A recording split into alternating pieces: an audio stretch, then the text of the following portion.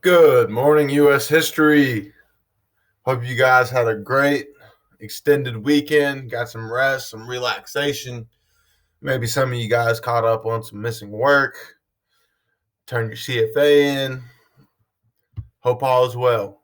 Um, so it is the end of the grading period this week, October 8th. It's going by fast, you guys. If you let it, it's going to slip right past your eyes like that. So let's make the most of our time, okay?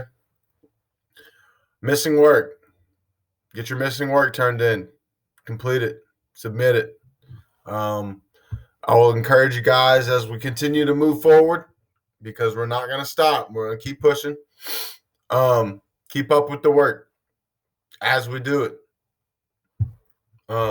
Your questions will get answered faster. Your work will get graded faster. Things will seem more cohesive. Stay with the class. Follow along. I'll encourage you guys to also show up to live sessions. We cover the assignments in there. We explain things and cover content, slideshows. That is where the teaching is done. And that is the closest we're going to get to in-person school right now. So I encourage you guys to show up with a great attitude, participate, and just show us great effort on your assignments. So like I said, you guys, continue to get caught up on all your work. Make sure you're getting that Unit 1 CFA turned in. Do your ed puzzles for the front loading videos and the other ed puzzles we got. Make sure you're getting your work turned in. Supporting question 2 CFA, that was a quiz.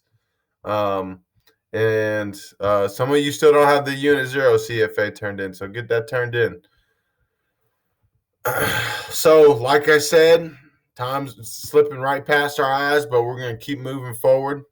So this week, I really want you guys to focus on getting your work turned in. I don't want anybody to have any missing assignments, no excuses for why your grade is what it is. Let's get them turned in, get your best foot forward for the next grading period. But we are moving on.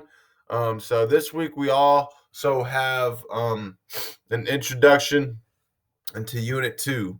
We're going to cover supporting question 1, political movements. So we have a slideshow and a worksheet for this. So the populist and progressive era. This is what we're covering right now, y'all. Populist and progressive era. Unit 2.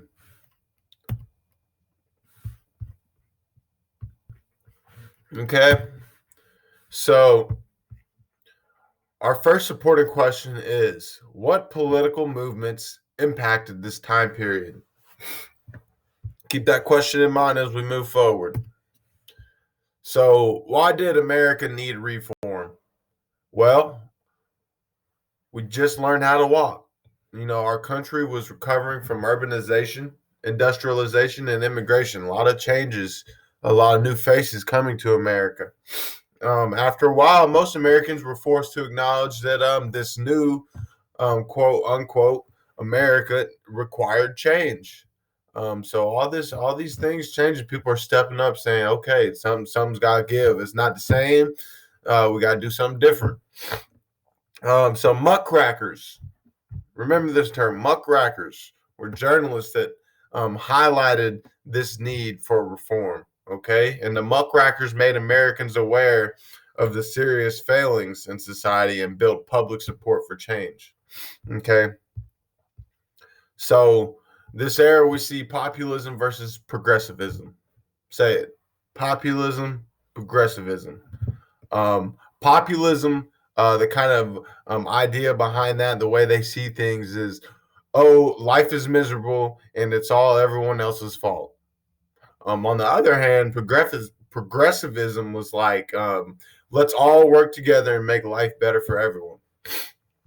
Kind of sounds like me. That's what I sound like. I'm progressive. Anyways, so the populist in the early 1890s, farmers, laborers, middle-class activists founded this political party named the People's Party, also known as the Populist Party. This party typically was consisted of poor and uneducated people, and they wanted government regulation of economy, people to have more say in the government, majority rule, direct primaries for presidential candidates, educating immigrants in high positions to be appointed based on education, experience, and ability to do the job to prevent corruption. Um, some might say that we need populists today. Where are they at? We need education, we need experience, and we need you know less corruption in the government. And they needed it back then too. So progressivism, unlike the populists, the progressives were from urban middle class and they were educated.